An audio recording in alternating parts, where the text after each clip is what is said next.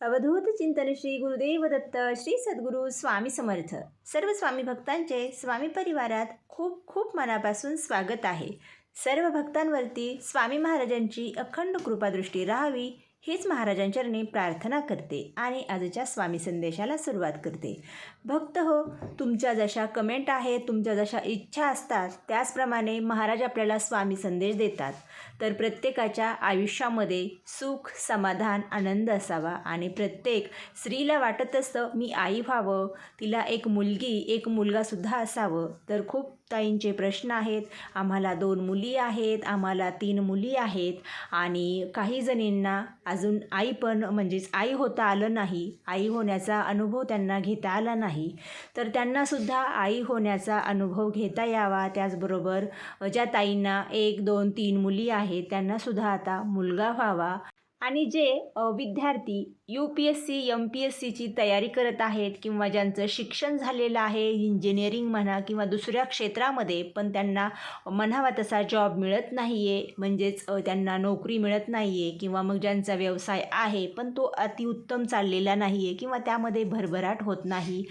खूप प्रश्न होते की आमच्या घरामध्ये आमचे वडील आजारी आहेत किंवा बहीण आजारी आहे किंवा आई आजारी आहे आणि खूप कमी वयामध्ये आजारपण आलं तर मग आपल्याला खरंच धीर सुटतो आणि मग अशा वेळी आपण देवाचा धावा करतो. पण योग्य वेळी योग्य सेवा आपण केली तर देवसुद्धा धावून येतो. तर सर्वात आधी तुमचे हे सर्व प्रश्न असतील, या व्यतिरिक्तसुद्धा तुमचे काही प्रश्न जर असतील तर सर्व दुःखावरती, सर्व संकटांवरती एक प्रभावी सेवा आज आपण पाहणार आहोत. तुम्ही याआधी गुरुचरित्र हे पारायण कसं करायचं याचे नियम हे तुम्हाला माहीत असेल किंवा काही जणांना माहीत नसेल, पण आज मी तुम्हाला स्वामींच्या संदेशानुसार गुरुचरित्र पारायण कसे करायचे, कुणी किती पारायण करायचे, सर्वांसाठीच पारायणाची एक संख्या नसेल. तुमचा जसा प्रश्न आहे तशी तुम्हाला सेवा सांगितली जाईल. तर गुरुचरित्र पारायणाची मांडणी कशी करायची, अगदी साधी सोपी काही उपाय करायचे आहेत ज्यामुळे आपल्याला 100% आपली इच्छा पूर्ण होईल. तर भक्त हो, माझं सध्या स्वतःचं पारायण सुरू आहे आणि आज शुक्रवार आहे, आज समाप्ती झालेली आहे. तर त्याच दिवशी आपल्याला लगेच उद्यापन करायचं नसतं, तर शनिवारी करायचं असतं. मग तुम्ही पारायणाची सुरुवात कधी करायची, त्याचबरोबर खाण्याचे आपल्याला काही विशेष नियम पाळायचे आहेत. जर सर्व नियम पाळून पारायण केलं तर तुम्हाला एक पारायण झाल्यानंतर खरंच 50% छान अनुभव येईल. मी स्वतःसुद्धा असा अनुभव घेतलेला आहे. तर भक्त हो, तुम्ही आज प्रथमच ही माहिती पाहत असाल तर अगदी शेवटपर्यंत व्हिडिओ पहा आणि पाहत असताना सर्वांनी कमेंटमध्ये श्री गुरुदेव दत्त, श्री गुरु स्वामी समर्थ असे लिहायला विसरू नका. तर सर्वात आधी आपण मांडणीपासून पाहू. साधी सोपी मांडणी करून घ्यायची आणि मग आपण नियम पाहू.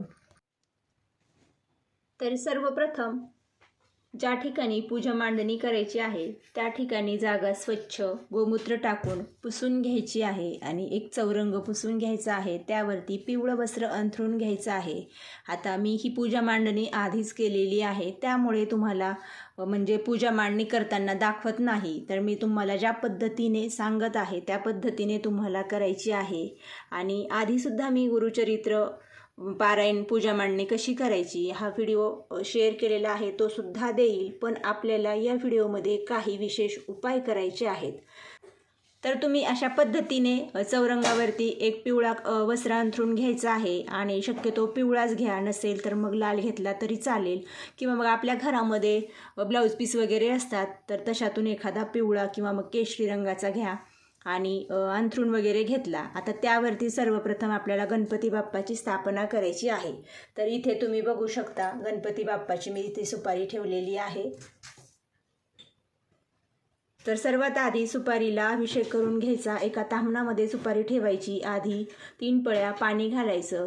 त्यानंतर हळदी कुंकू अक्षता मिश्रित पाण्याने अभिषेक करायचा आणि हळदी कुंकू व्हायचं. एक फूल ठेवायचं. पुन्हा मग सुपारी स्वच्छ पुसून घ्यायची आणि चौरंगावरती ठेवताना आधी थोडेसे तांदूळ ठेवायचे, त्यावरती सुपारी ठेवायची. पुन्हा त्याला अष्टगंध, हळदी कुंकू, अक्षदा वाहायच्या आणि त्याला जानवंसुद्धा तुम्ही घालू शकता. तर मी इथे वस्त्र घालून घेतलेलं आहे, जे आपण कापसापासून बनवतो असं वस्त्र घालून घ्यायचं आणि एक फूल ठेवायचं. तर आज माझ्याकडे फुले नव्हती, म्हणजे मला आणणं शक्य झालं नाही. तर मी ज्या दिवशी पूजा मांडणी केली होती त्या दिवशी फुले वगैरे ठेवली होती. शक्यतो पिवळंच फूल ठेवायचं आहे. आता सर्वप्रथम गणपती बाप्पाची स्थापना झाली, त्यानंतर महाराजांचा फोटो घ्यायचा आहे. फोटोला आपण अभिषेक करू शकत नाही, त्यामुळे एक सुपारी घ्यायची ताम्हणामध्ये, त्यासमोर फोटो ठेवायचा महाराजांचा आणि सुपारीवरती सर्वप्रथम 3 पळ्या शुद्ध पाणी घालायचं. त्यानंतर एका चमच्यामध्ये पाणी घ्यायचं, त्यामध्ये 3 वेळा हळदी घालून घ्यायची आणि ते हळदीचं पाणी महाराजांचे, म्हणजे जी सुपारी घेतलेली आहे आपण श्री गुरुदत्त महाराज समजून, त्या सुपारीवरती 3 वेळा हळदीच्या पाण्याने अभिषेक करायचा.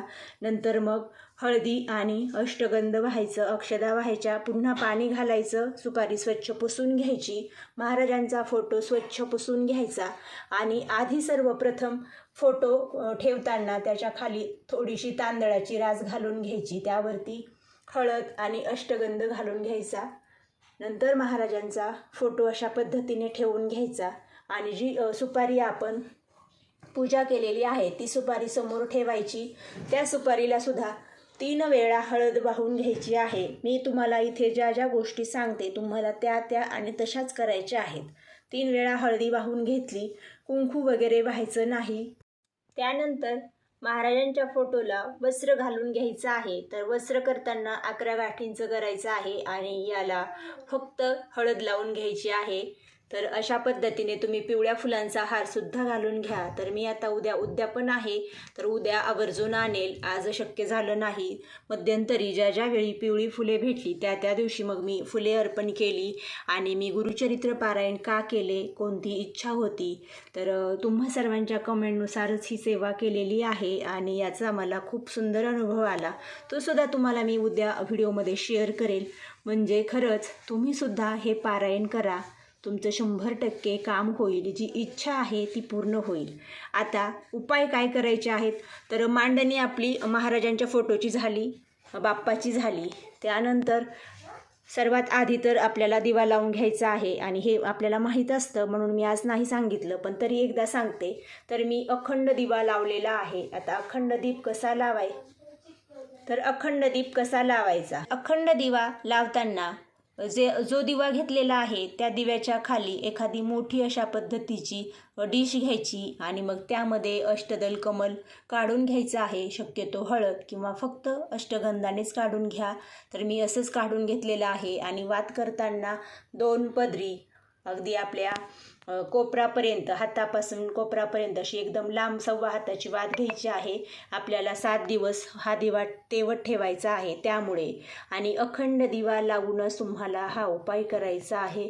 म्हणजेच तुम्हाला पुत्रप्राप्ती, तुमच्या वंशाला दिवा पाहिजे किंवा मग ज्यांना बाळ नाही आहे त्यांच्या घरामध्ये दिवा पणती काहीतरी यावं आणि ज्यांना नोकरी पाहिजे, UPSC MPSC करतायत, तर हा दिव्याचा उपाय करायचाच आहे. हा दिवा तुम्ही एकदा लावला ना की तुम्हाला फक्त सकाळी संध्याकाळी याची जी काजळी येते ती काजळी हळूवार काडीने काढायची आहे.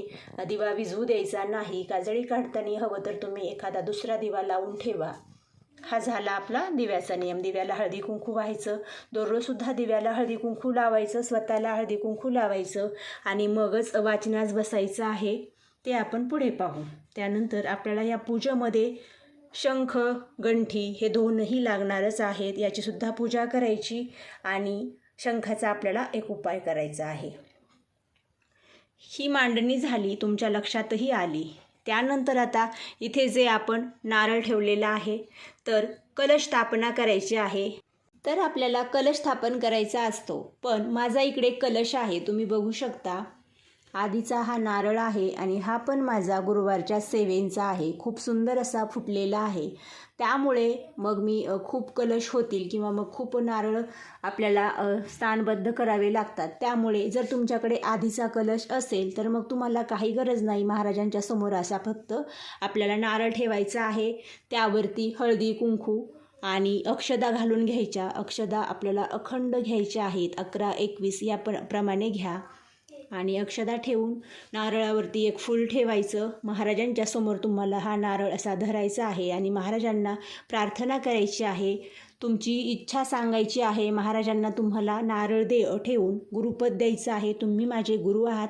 महाराज माझ्याकडून गुरुचरित्र हा 5वा वेद मानलेला ग्रंथ माझ्याकडून तुम्ही तो पठण करून घ्यावा. माझ्या तोंडून तो तुम्ही वदवून घ्यावा आणि मला सौभाग्य प्राप्त करा गुरुचरित्र वाचण्याचं. कारण गुरुचरित्र कोणीही वाचू शकत नाही. ज्याच्यावरती देवाची कृपा असेल त्यालाच बुद्धी सुचते गुरुचरित्राचं पारायण करण्याची आणि तोच भक्त पारायण करतो. हा माझा स्वतःचा अनुभव आहे. गेले कित्येक वर्ष स्वामींच्या सेवेत होते, पण गुरुचरित्र कधी आपण पारायण करावं हे मनात यायचं, पण कधीच झालं नाही. गेले 2-3 वर्षांपासून माझ्याकडून महाराज गुरुचरित्राचं नेहमी पारायण करून घेतात. तेव्हापासूनच खरंच आयुष्याचं सोनं झालं म्हणायला हरकत नाही. कारण कितीही सेवा केली तरी तुम्ही एक गुरुचरित्र 1 वर्षात केलं ना की वर्षभर तुम्हाला अडचण लागणार नाही, येणार नाही. म्हणून आपल्याला जानेवारीपासूनच सुरू करायचं आहे गुरुचरित्र पारायणाला. आता पूजा मांडणी सर्व तुमच्या लक्षात आली. हवं तर तुम्ही तुमची इच्छा आहे ना, ज्या घरात बाळ होत नाही अशा ताईंनी मी म्हणते कलश स्थापन करावा. हा जो नारळ आहे तो तुम्हाला इथे जो फोटो आहे महाराजांचा या साईडला तुम्हाला कलश स्थापन करायचा आहे. आणि तुम्ही जर नेहमीच पारायण करत असणार तर मग हा एक नारळ तुम्ही 7 पारायणाला वापरा किंवा मग 1 पारायण झालं की पुन्हा तो नारळ तुम्ही फोडून खाऊ शकता. म्हणजेच आपल्याला वाढवायचं आहे. हे झालं नारळाचं. त्याचबरोबर पूजा मांडणी तुमच्या लक्षात आली आणि चौरंगासमोर आपल्याला तर तुम्ही बघू शकता मी इथे अशा पद्धतीने पोथी ठेवलेली आहे आणि समोर ठेवायची आहे. त्यामुळे अगदी मध्ये थोड्याशा पेसमध्ये मी अशा पद्धतीने छोटीशी रांगोळी काढलेली आहे. आधी चौरंगाखाली सुद्धा तुम्हाला स्वस्तिक काढून घ्यायचं आहे. त्यावरतीच आपल्याला चौरंग ठेवायचा आहे. अगरबत्ती लावून घेतलेली आहे. आता जे उपाय करायचे आहेत ते आपण पुढे पाहू. तर सर्वात आधी आपल्याला उपाय करायचा आहे. आपण जे शंखामध्ये पाणी भरून ठेवणार आहोत, तुम्ही बघू शकता पाणी भरून ठेवलेलं आहे. दररोज तुम्हाला शंख, घंटी, महाराजांच्या फोटोची पूजा करायची आहे. महाराजांचा फोटो तुम्हाला दररोज पारायण करण्याआधी पुसून घ्यायचा आहे. अष्टगंध लावून घंटी आणि शंखला सुद्धा अष्टगंध लावायचा आहे. बाप्पाला सुद्धा हळदी कुंकू, बाप्पाची दररोज पंचोपचार पूजा करायची आहे. नारळावरती सुद्धा हळदी कुंकू वाहून घ्यायचं आहे. स्वतःला लावायचं आहे. पोथीला फक्त आणि फक्त अष्टगंधच वाहून घ्यायचा आहे. अशा पद्धतीने पोथीची पूजा करून घ्यायची. पोथीला सुद्धा दररोज पिवळं फूल ठेवा. त्याचबरोबर महाराजांना सुद्धा दररोज पिवळं फूल ठेवा. हार घाला तुम्हाला शक्य असेल तर. नसेल दररोज फुले हार ठेवणं तर नाही ठेवलं तरी चालेल. त्यासाठीच तर आपण वस्त्र घालून घेतलेलं आहे. महाराजांना बिना वस्त्राचा फोटो स्थापन करायचा नाही पारायण करते वेळी. आता हे आलं लक्षात. तर पहिला उपाय करायचा आहे. आपण मांडणी केली. मांडणीच्या बाजूला जर उजव्या हाताला तुमच्याकडे जागा असेल, आता माझ्याकडे देवघर असल्यामुळे मी डाव्या हाताला महाराजांच्या त्यांना स्थान दिलेलं आहे. म्हणजे एक नवीन कोरं आसन ज्यावर तुम्ही स्वतः बसलेला नाहीत असं आसन इथे ठेवायचं आहे. जर तुमच्याकडे पाट असेल तर तो पाट ठेवा तुम्ही. आणि पाटावरती एखाद्या घरामध्ये ब्लाऊज पीस असेल, तुम्हाला आसन आणणं शक्य नसेल ना तर ब्लाऊज पीस त्यावरती ठेवून द्या तरीसुद्धा चालेल. त्यासमोर थोडीशी छोटीशी रांगोळी काढून घेतलेली आहे मी. कारण दररोज काय होतं की मुलं येणं जाणं वगैरे, पण शक्यतो या पोथीकडे परत आसन आणि मांडणीकडे लहान मुलांना येऊ देऊ नका. तुमच्या घरात जर लहान मुले असतील, जर तुम्ही आसन ठेवलेलं आहे तर कृपया मुलांना आसनावरती बसून देऊ नका. हा एक खूप महत्त्वाचा नियम आहे. आपल्याकडून कुठलीही आपल्याला चूक करायची नाही आहे. आसनावरती बघू शकता अक्षदा ठेवलेल्या आहेत आणि त्यावरती फक्त 3 वेळा हळद घातलेली आहे. तर बघा हा झाला आपला पहिला उपाय. हे महाराजांसाठी आसन दिलेलं आहे. ज्यावेळी आपण इथे पोथी वाचन करणार आहोत त्यावेळी महाराज इथे बसून पोथी ऐकणार आहेत आणि महाराजांना त्यासाठी आसन दिलेलं आहे. आता त्यानंतर दुसरा उपाय, शंखमध्ये पाणी भरून ठेवलेलं आहे. दररोज तुम्हाला सुरुवातीला पाणी भरून ठेवायचं आहे. पूर्ण वाचन झाल्यानंतर दररोज तुम्हाला शक्य असेल तर एक वेळा सकाळी लगेच आरती करूनच मग तुम्ही पारायणाला बसा. मी तसंच करते. आणि जर तुम्हाला तसं शक्य नसेल तर मग तुम्ही डायरेक्ट पारायणाला बसला तरी चालेल. आणि शंखामध्ये पाणी भरून ठेवायचं आहे. तुमचं पारायण वाचून झाल्यानंतर तर शंख अशा पद्धतीने दोनही हातांमध्ये घ्यायचा आहे आणि महाराजांच्या समोर 3 वेळा अर्धचंद्राकृती ओवाळून घ्यायचं आहे. त्यानंतर शंखामधील पाणी अगदी ही जी तुमची 3 बोटे आहेत, ही 3, तर ह्या 3 बोटांवरती पाणी घ्यायचं आहे अशा पद्धतीने आणि स्वतःवरती शिंपडून घ्यायचे. नंतर पुन्हा घरामध्ये शिंपडायचं आहे. तर या शंखामध्ये तुम्ही पुन्हा थोडंसं पाणी वाढून घ्यायचं आहे. म्हणजे तुमच्या ज्या ज्या रूम आहेत त्या रूममध्ये फक्त घराच्या बाहेर पाणी शिंपडायचं नाही. आपल्या दरवाजाच्या चौकटींच्या आतमध्येच पूर्ण घरात पाणी शिंपडायचं आहे. आणि पुन्हा शंखामध्ये थोडंसं पाणी भरून शंख ठेवायचा आहे.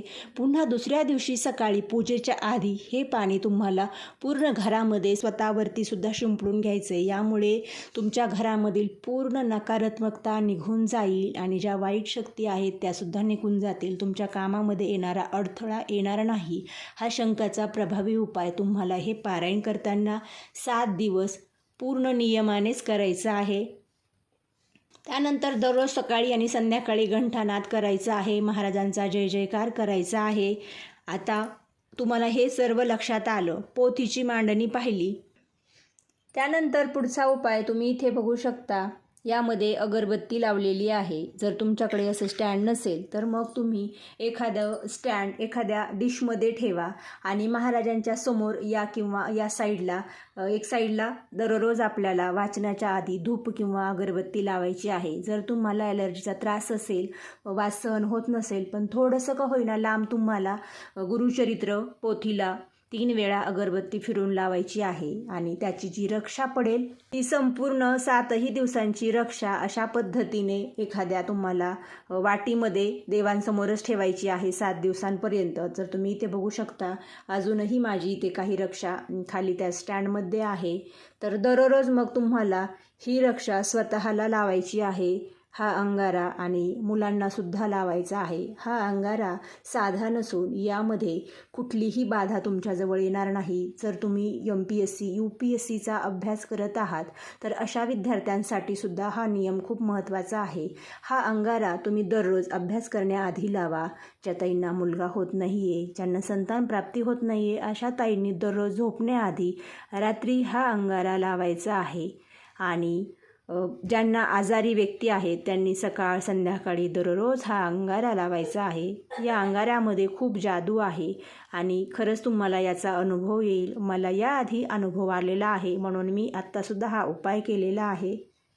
त्यानंतर एक ग्लासमध्ये पाणी भरून ठेवायचं आहे. तुम्ही इथे बघू शकता आणि यामध्ये खडीसाखर ठेवलेली आहे. तर हे पाणी तुम्हाला दररोज तुम्ही यापेक्षा पण जास्त ठेवू शकता. मी पण एका मोठ्या भांड्यामध्ये ठेवलं होतं. घरातील सर्वांना मुलांना वगैरे दिलेलं आहे आणि हे असंच महाराजांसमोर ठेवलेलं असतं.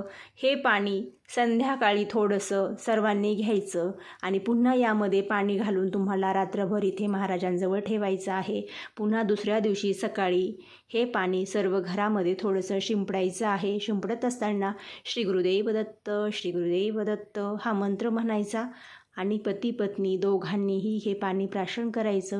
आणि जे कोणी UPSC MPSCचा अभ्यास करत आहे त्यांनीसुद्धा हे पाणी प्राशन करायचं आहे. आजारी व्यक्तीला द्यायचं आहे. 7 दिवसामध्ये तुम्हाला खूप खूप छान अनुभव येईल. आता खाण्याचे महत्त्वाचे नियम तुम्ही याआधी मी तुम्हाला मागच्या व्हिडिओसुद्धा सांगितलेला आहे. खूप काही नियम दिले नव्हते, पण आपली इच्छाच अशी आहे की जी पूर्णच होत नाही आहे, त्यासाठी तुम्हाला हे खाण्याचे नियम पाळावे लागतील. तर तुम्ही म्हणजे बाहेरचा तुमचा मेसचा डबा वगैरे येत असेल तरीसुद्धा 7 दिवस पारायण करताना जर नियम पाळून तुम्ही पारायण केलं तरच याचं फळ मिळेल आणि तुम्हाला ते करावंसुद्धा लागेल. तर तुम्हाला कांदा लसूण अजिबात खायचा नाही आहे. 7 दिवस कांदा लसूण पूर्णपणे बंद. त्याचबरोबर तुम्हाला वांगे, जे काही पातळ पदार्थ आहेत मसाल्याचे, हे सुद्धा खायचे नाहीत. तर तुम्ही फक्त एकच खाऊ शकता, म्हणजेच गहू जर खाल्ले तर तुम्हाला गव्हाची चपातीच दररोज खावी लागेल आणि ज्वारीची भाकरी खाल्ली तर दररोज तुम्हाला ज्वारीची भाकरीच खावी लागेल. तर त्यासाठी सर्वांना आपल्याला बघा चपाती जास्त खाण्याची सवय असते, म्हणून तुम्ही फक्त गव्हाचं अन्न जरी ठेवलं ना तुमच्या खाण्यामध्ये तर तुम्ही तेच ठेवा. गव्हापासून तुम्ही खीर बनवू शकता गव्हाची, किंवा मग लापशी बनवू शकता.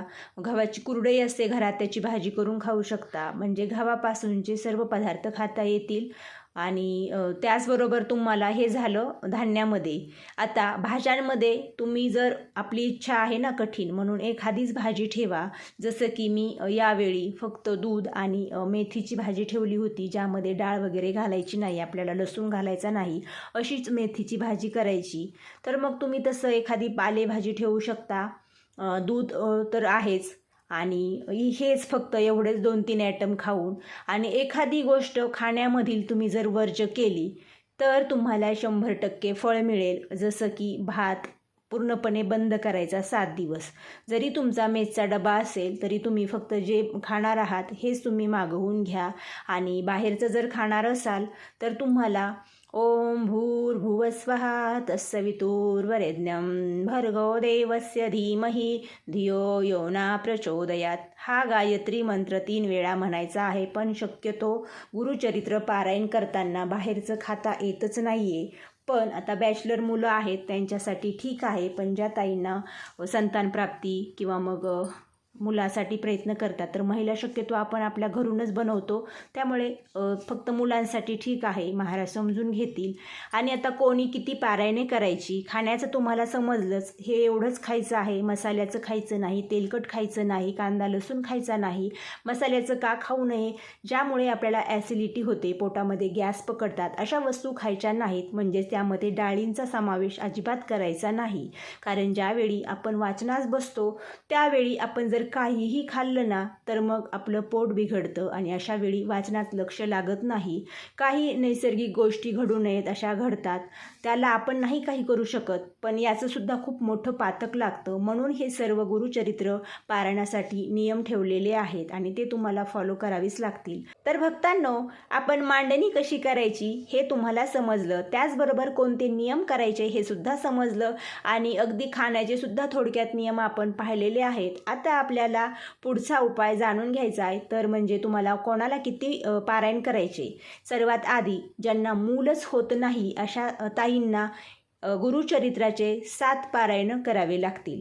तर तुम्ही म्हणाल की एक म्हणजे कसे करायचे, तर 7 दिवसांचं एक पारायण तुम्ही एका महिन्यामध्ये 1 करा किंवा 2 करा तुम्हाला जमत असतील तर, किंवा मग एका महिन्यात 1 केलं तर 7 महिन्यात तुमचे 7 होऊन जातील.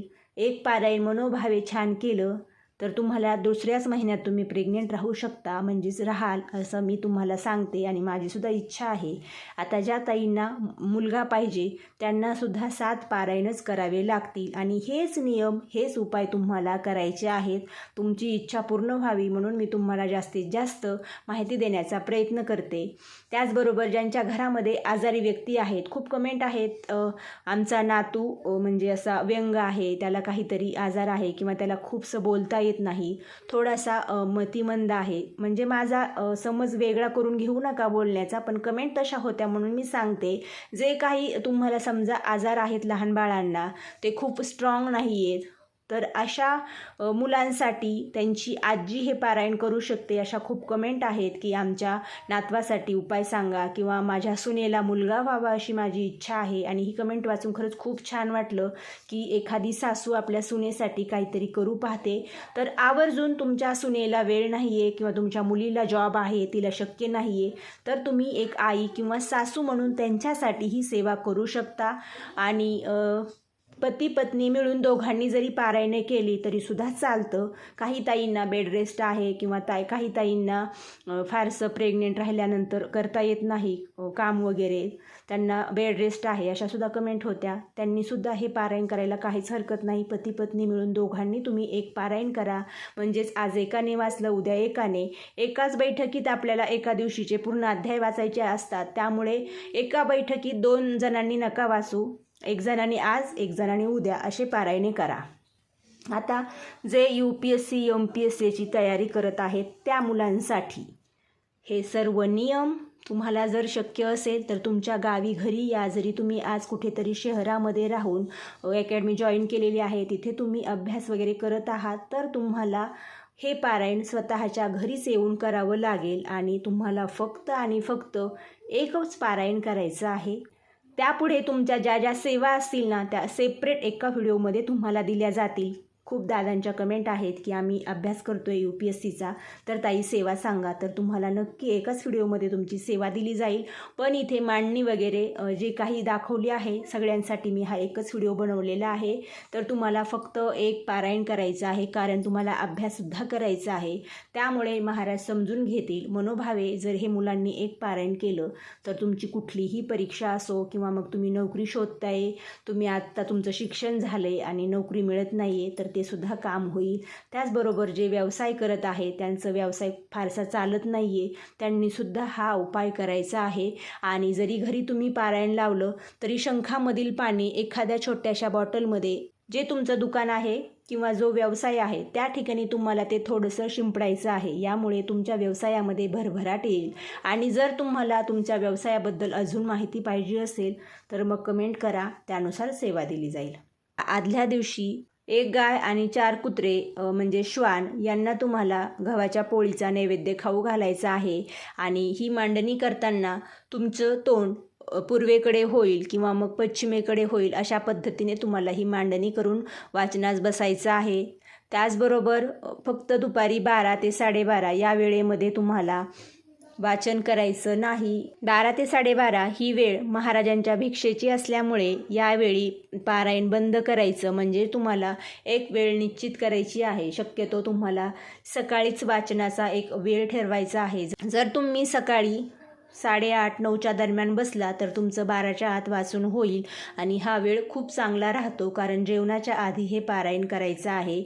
सर्वात आधी तुम्हाला स्वामी स्तवन वाचायचं आहे. त्यानंतर 1 माळ श्री स्वामी समर्थ महाराजांचा जप करायचा आहे आणि 1 माळ श्री गुरुदेव दत्त महाराजांचा जप करायचा आहे. यामध्ये दिलेला आहे फक्त गायत्री मातेचा आणि श्री स्वामी समर्थ महाराजांचा.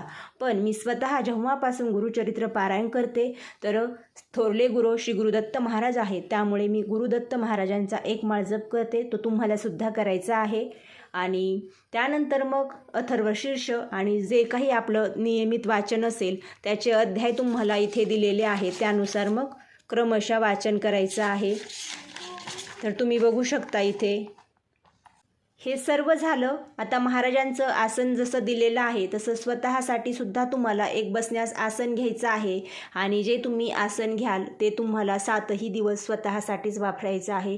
त्यावरती इतर व्यक्तींना बसून देवपूजा वगैरे तुम्हाला करू द्यायची नाही. आणि ती काळजी तुम्हाला घ्यायची आहे, कारण आपण जे काही वाचणार आहोत यामध्ये स्वतः आपण महाराजांचं चरित्र वाचत आहोत. तर खरंच आपल्यामध्ये सुद्धा खूप छान असे बदल होत असतात. आणि त्यामुळे आपल्या आसनाची काळजी घ्यायची. आसनसुद्धा देवासमानच आहे आणि त्याला तो मान द्यावा. बसताना आपण आल्याबरोबर डायरेक्ट आसनावरती पाय देतो आणि बसतो. तर तुम्हाला इथे एक नियम पाळायचा आहे. तुम्हाला आधी गुडघे टेकवायचे आहेत आसनावरती आणि मग महाराजांना मुजरा करायचा आहे आणि मग तुम्हाला मांडी घालून बसायचं आहे. म्हणजे डायरेक्ट पाय न ठेवता आधी गुडघे टेकवा. म्हणजेच आसनावरती ज्यावेळी गुडघे टेकवाल त्यावेळीच महाराजांना शरण आला आहात हे महाराज समजून जातात. महाराजांना मुजरा 2ही वेळेस करा. वाचनाच्या आधी, वाचनाच्या नंतर 2 वेळा तुम्ही महाराजांचा जय जयकार करा. यानंतर सर्वात महत्त्वाचा नियम, रात्री झोपताना तुम्हाला झोपताना डाव्या कुशीवर झोपायचं आहे. म्हणजेच आपण जे काही संकल्प केलेला आहे त्या दृष्टीने आपल्याला संदेश ऐकू येतात आणि हे खरं आहे असं तुम्ही पुस्तकामध्ये सुद्धा नियमावलीमध्ये वगैरे वाचाल तर तुम्हाला असं वाटेल की दिलेलं आहे, पण स्वतः मी अनुभव घेतला आणि मी माझा हा 7 दिवसांचा अनुभव मी जे जे केलं ते सुद्धा तुमच्याशी उद्या डीपमध्ये शेअर करेल. आज ही सेवा फक्त तुमच्यासाठी दिलेली आहे, म्हणजे तुमची लवकर सुरुवात व्हावी. तर तुम्हाला लक्षात आलं, शनिवारी सुरुवात करायची आहे, शुक्रवारी सांगता, पण त्या आठवड्यामध्ये जर मध्यंतरी अमावस्या येणार असेल तर मग आपल्याला मध्यंतरी अमावस्या आलेली चालणार नाही. मग एखाद्या तुम्ही गुरुवारी सुद्धा पारायणाला सुरू करू शकता, कारण आपल्या इच्छाच तशा आहेत, आपल्याला लवकरात लवकर इच्छा पूर्ण करायच्या आहेत. त्यामुळे आणि ज्या गुरुवारी सुरू करणार त्यामध्ये सुद्धा तुम्हाला समाप्तीपर्यंत अमावस्या आली नाही पाहिजे, किंवा तुम्हाला ज्यावेळी सुरू करायचं आहे तशी तुम्ही कमेंट करा. मी नक्कीच अशा महत्त्वाच्या कमेंटला रिप्लाय देते आणि सर्वच कमेंटला तुमच्या लवकर रिप्लाय देईल, कारण तुम्ही खरंच खूप मनापासून कमेंट करता, महाराजांची सेवा करता आणि हे खूप छान वाटतं की महाराजांची भक्ती मनापासून होत आहे.